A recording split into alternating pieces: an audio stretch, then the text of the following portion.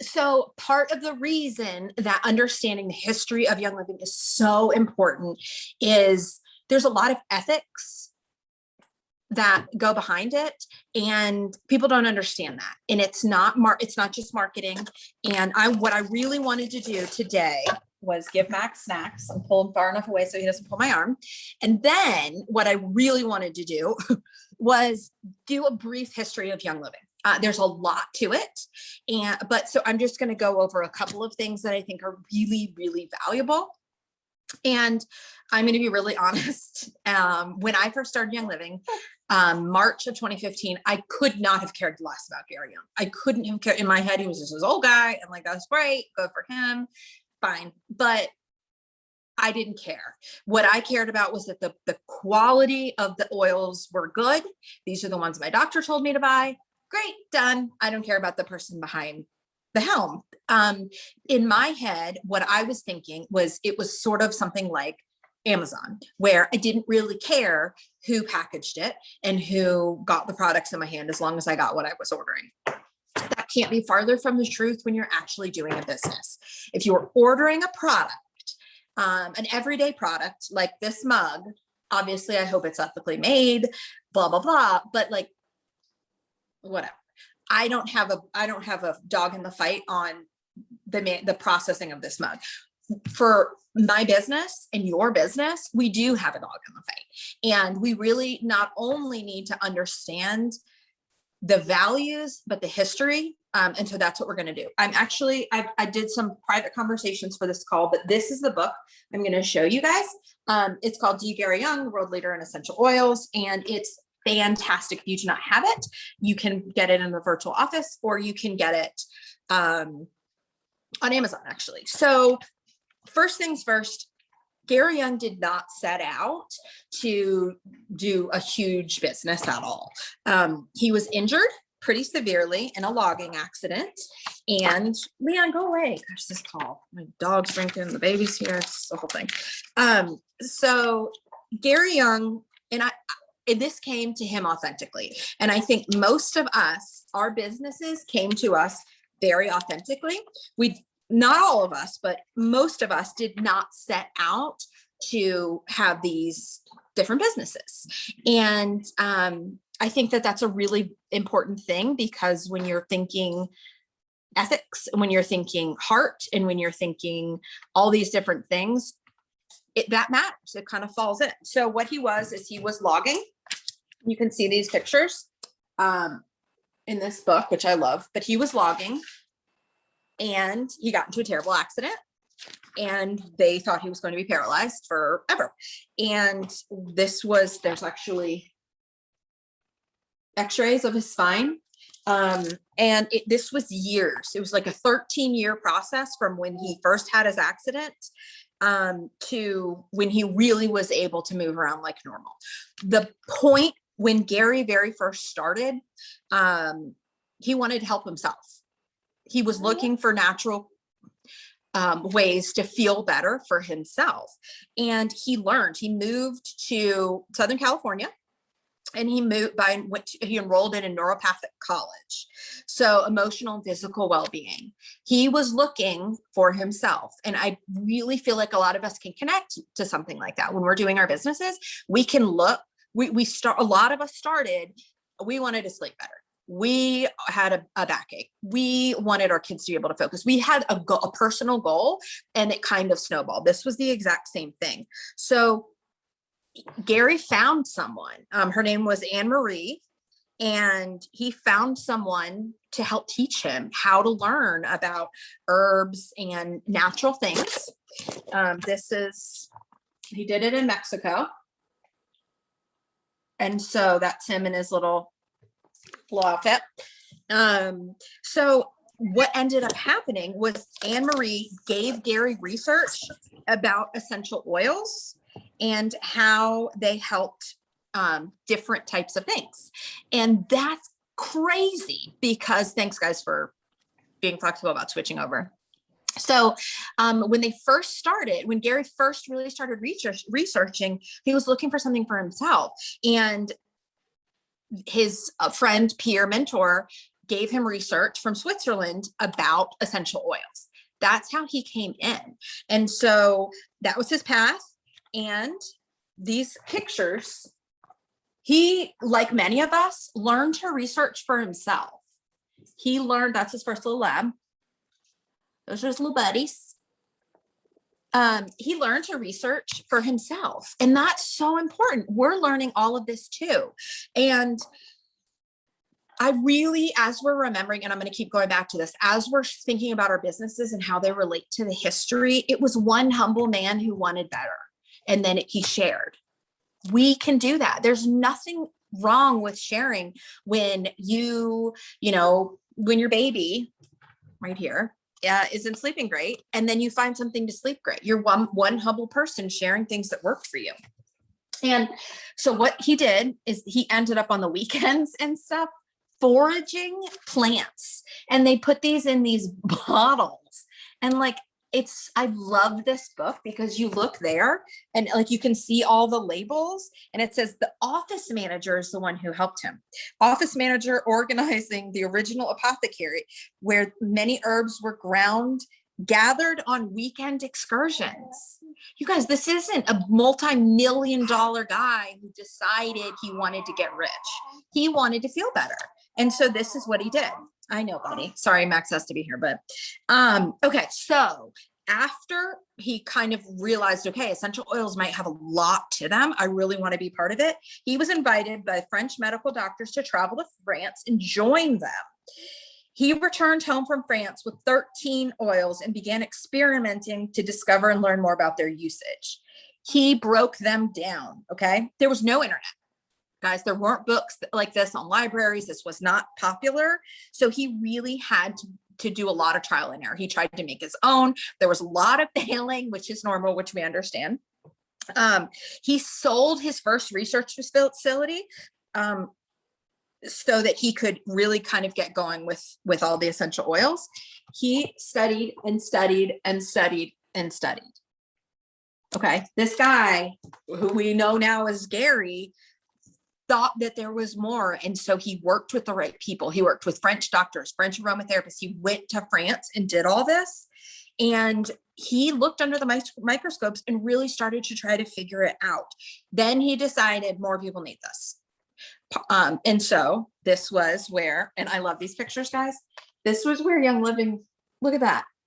That's like a convention. So this is his office people. And now, we all know how many people work at corporate, and they work in bottling, and they work all these things. But it really started with what, 8 people? It started with Gary, and then he expanded it. When he first started, he did the bottling. He did the commission checks. He packed all of the things. He did it by himself because, like any small business, there's one person who really, really puts in the groundwork. And so I want you guys to remember that when some days you're kind of feeling like, oh my gosh, I'm doing so much. I'm doing every little thing. You're putting in the groundwork for your business. That's just kind of, nobody looks at, we're very impressed with that Gary did all of that now. But when he first started, if you had a friend who first started a business now, and they were like, I'm doing the shipping, I'm doing the packing, you'd be like, well, great. Of course you're doing that because you're not successful yet. Putting in the groundwork gets you to the point where you have to be able to bring in more people, and it's more successful. So this is Gary when he brought people to France. Okay. Another really, really important thing I think we need to remember is bring people with you. Okay. You can be as awesome as you want.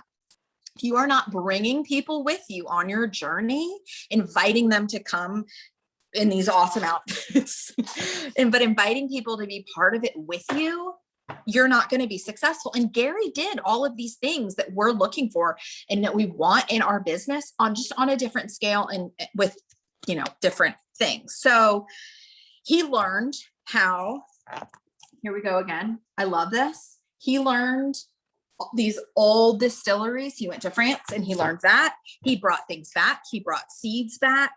Was his very first, put it all together himself. And it was a lot of trial and error. And I think again, when we're sort of going through hard patches with our businesses, or we're learning how to pivot, or we're trying to figure out like shipping and bottling and blah, blah, blah, like it's hard to start from something from a plant and a man who was looking for help to such a massive scale. And we're so blessed with these products, but this is where it started. I bookmarked stuff. This is, I can't remember how many years in. This was a couple years in. That's all the inventory they had. That's it. And that, I mean, at the time, I mean, I feel like that's super impressive. I would absolutely kill for that on my shelves. But when that's your whole business, and there's Gary painting himself.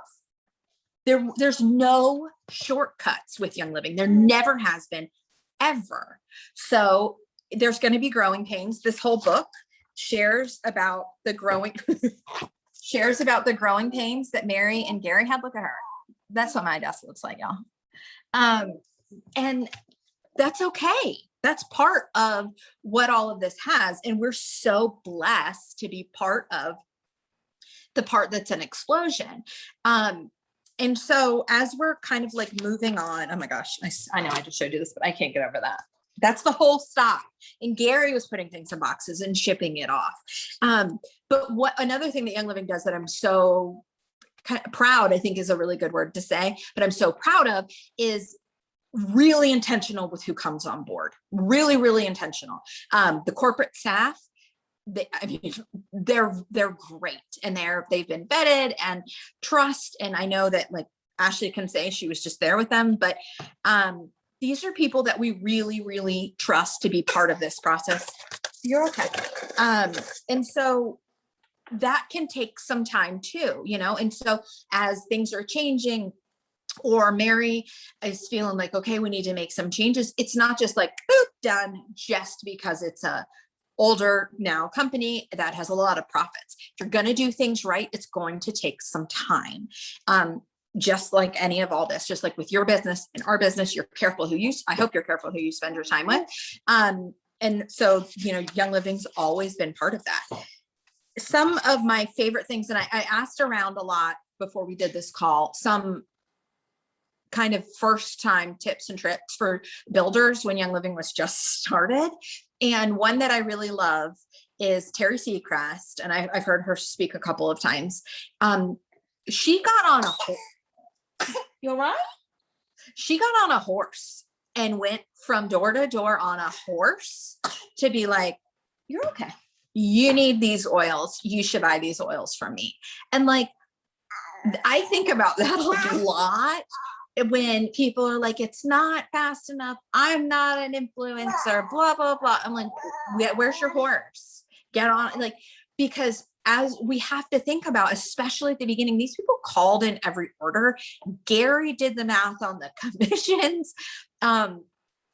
First of all, I'm so glad that's not my job, but yes, like Ashley's saying, we get to do this, and they got to do it too. Like, how lucky was Terry that she knew Gary and got to have these conversations, but she made a choice.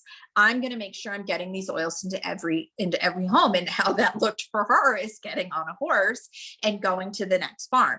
That can look different for you, but it doesn't necessarily have to be on Facebook or Instagram. It can be with your people, your friends at church, your aunt, your neighbors, what vendor events, restaurants, blah, blah, blah, whatever, however that looks for you, and whatever your circle of influence is. The people who you know and who trust you, they want to go through these processes with you. They want to be part of your classes, just like Gary had 8 people or whatever at the first convention or the first little rally that thing was. Your people want to be the 2 people at your first class or your 15th class or your whatever. They want to come with you on this journey, and it's not any less valuable, as we can see, and it doesn't have any less potential. Just if you start small, that's okay. Everyone did, literally everyone who was a part of Young Living started small. And like Ashley said, we get to do this. We're at such an advantage now because of the websites. It might not be perfect, but it's a heck of a lot better than calling in from the landline after you just got off your horse, and so if she can get the RCD from doing that, I can do it with a little bit of a weight on the virtual office. The other thing that I want people to but really understand is the power in the compensation plan. We have the best compensation plan, and I've looked because I am nosy. I've absolutely, when other people are like, and my compensation plans are good, I'm like, is it though? Is it?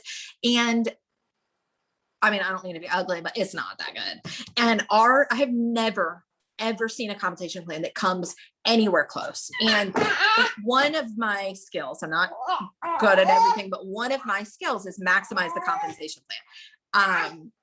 I just by Unilevel, and I'm pretty good. I'm very, very good at, with a certain OGV, getting as much cash in her hands as humanly possible. If you don't know my story, my daughter had multiple brain surgeries and other surgeries, and she's epileptic and blah, blah, blah. So my husband got to / had to, for our family, take a year off work so that he could be there. And I needed every single penny possible. I was gold.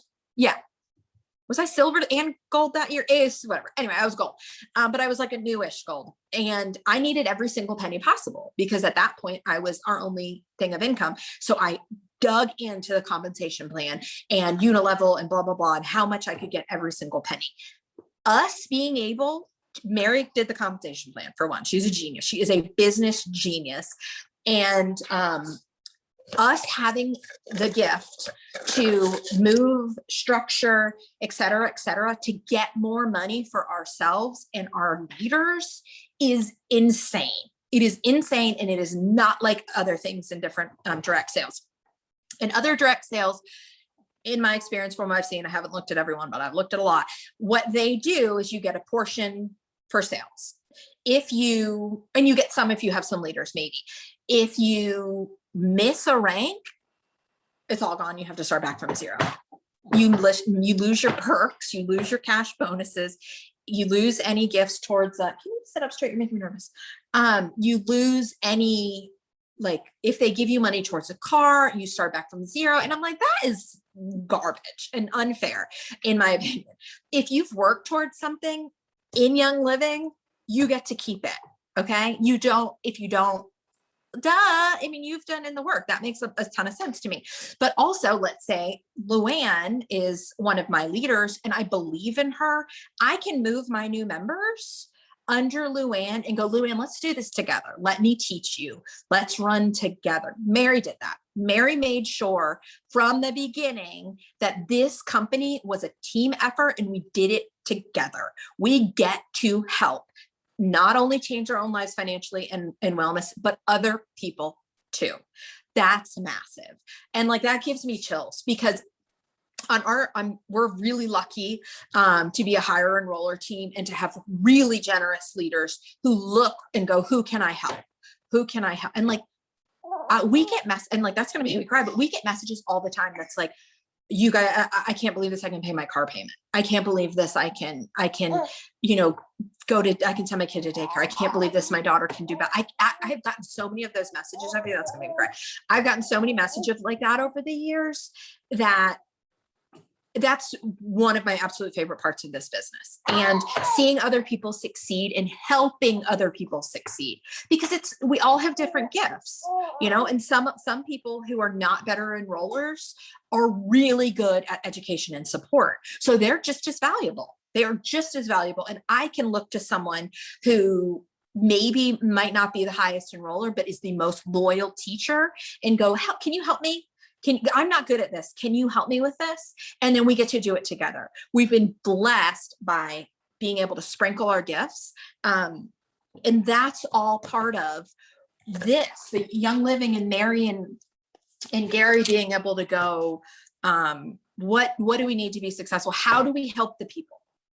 How do we help the people? And like, it all comes back to that. And I really felt like it was important I didn't touch on Seed to Seal a ton because I feel like a lot of us know that, or, that was part of the process for Gary, where he would if you don't have this book, you need to get it and read it. But he would take enzymes and manure and dig them into the soil that he bought all this land. And he spent a ton of time, instead of just planting, he spent a ton of time actually changing the soil because it wasn't good enough.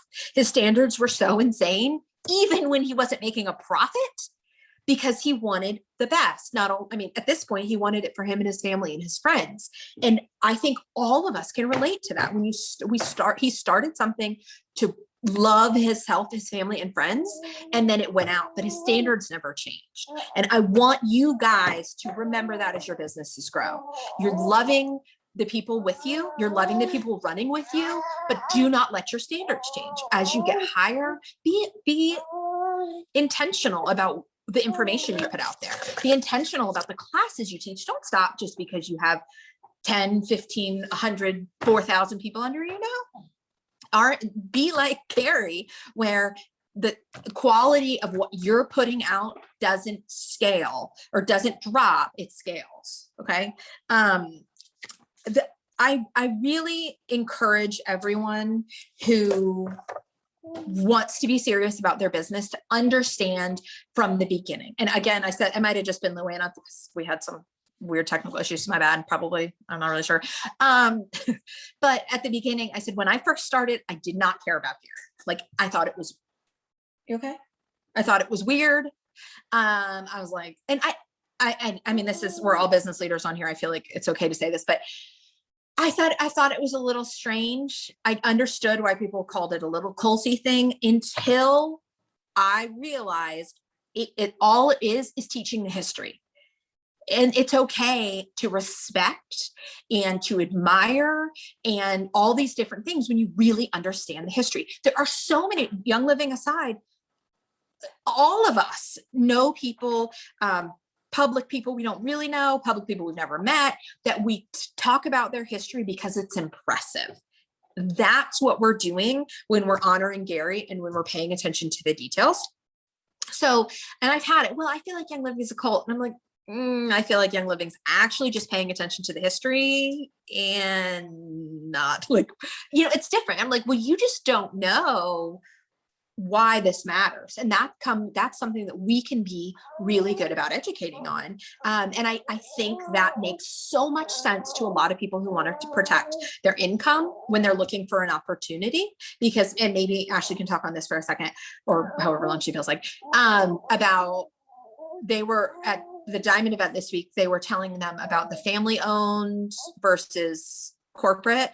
We're protected by our product because it took Gary, 7 years in lots of broken distilleries, things that didn't work and burned by steam, trial and error till it's better. And we got lucky to be part of this when the business plan was effective, when the compensation plan was effective, when the products really had the vetting that we needed, but we're still being protected by, and Ashley, do you mind touching on that for a second for those who don't know what I'm talking about? I can unmute. Boop. I got it too. Oh, sorry. I did it at the same time you did. Oh, I was like, what is going on? I can't do it I at must all. unmute you while you were unmuting yourself. Sorry. So for me, being from this weekend, I'm really hearing that from Mary, but I don't think that I even realized the depth of our roots as a business. I know about the farm. I know about the depth of the roots of our products. Like, I'm very well aware of CTCO, and I know you guys love it and are appreciative of it too. But as a business model, we literally get to say we know who owns 100% of it. And that means we know who we're accountable to. And quite honestly, I've never thought about it this way, but yeah, everybody who comes, they only work for one owner and one CEO. It's the same person. That's crazy. They don't have anyone else to report to. So even like with our board of directors and our executive team at corporate, they still are employees and they aren't owners. There's an ownership piece.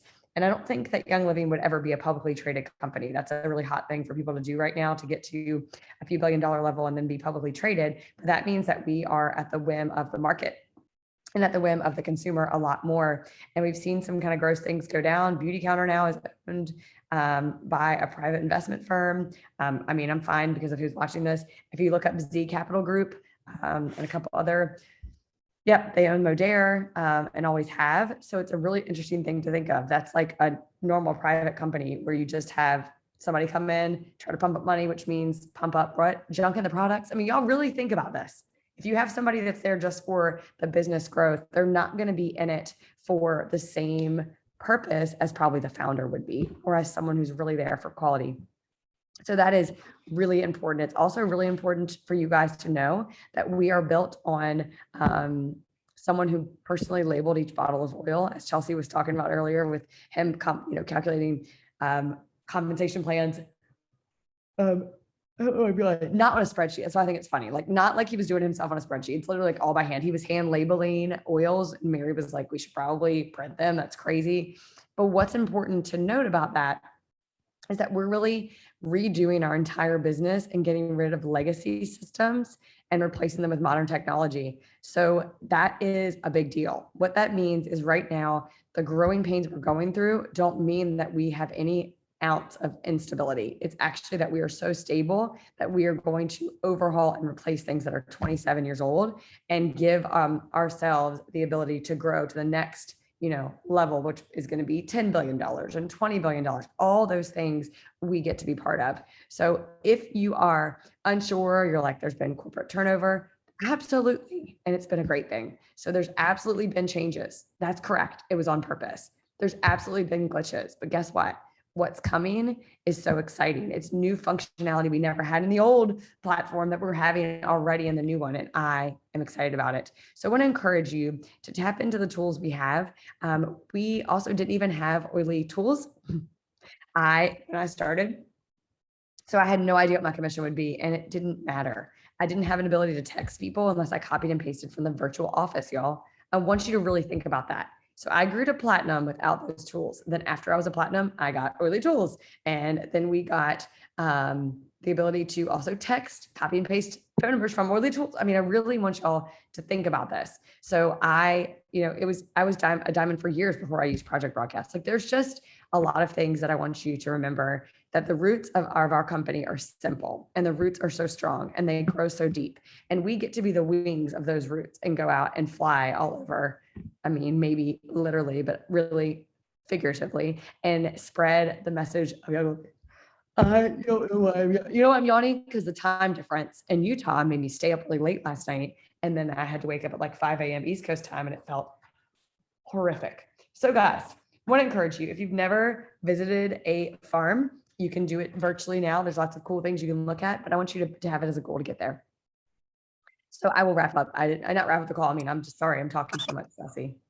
Oh no, you're fine. I wanted that. That's good. So I did a couple of notes. I like I said, I went around and I asked a couple of people, and then that I knew had been around for a long time, if they had any insight. And a lot of it seemed to be do the dirty work.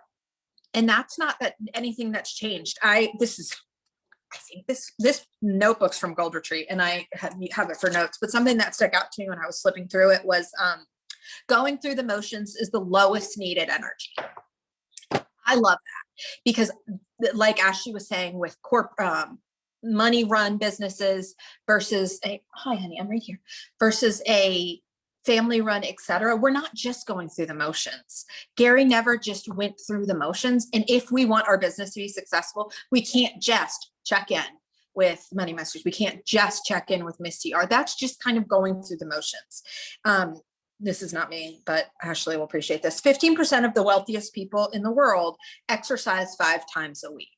So, but we need to think about that with our business too. Is like, how much effort are we putting in? How much effort did Gary put in? And look at the people from the beginning.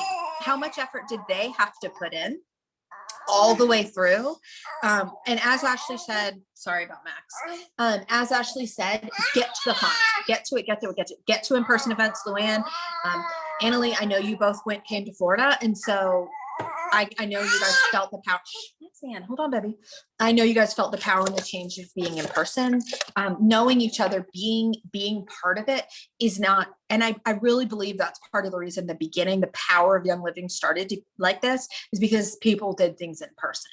And while the digital world is a gift, I don't think we should abuse it and forget our roots. I think, and so I hope this was helpful.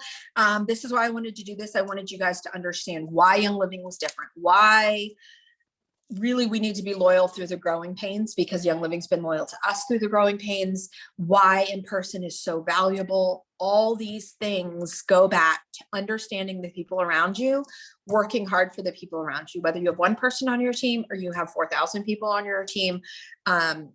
It all goes kind of back to our roots and being loyal together. So I do hope this was helpful. I will send the recording to Tracy, and I hope you guys have a super blessed day.